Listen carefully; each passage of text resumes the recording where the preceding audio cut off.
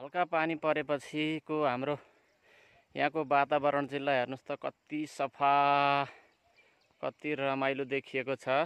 ल हेर्नुहोस् यो हाम्रो वडा कार्यालय हो देखिने।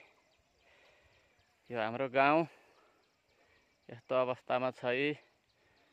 अब यहाँबाट जुगल हिमाल पनि देखिन्छ, त्यो बादल लागेको छ अहिले। यसरी चाहिँ यो रमणीय दृश्यहरू यहाँले हेरिरहनु भएको छ। यो दृश्य साह्रै रमाइलो छ। यो वडा कार्यालय हो। यहाँबाट चाहिँ वडाका सम्पूर्ण कार्यहरू हुन्छ।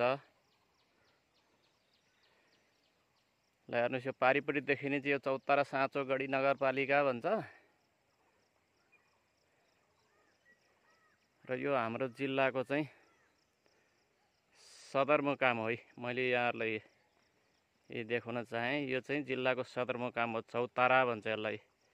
सिन्धुपाल्चोकको सदरमुकाम हो। यो देखिरहनु भएको छ। यो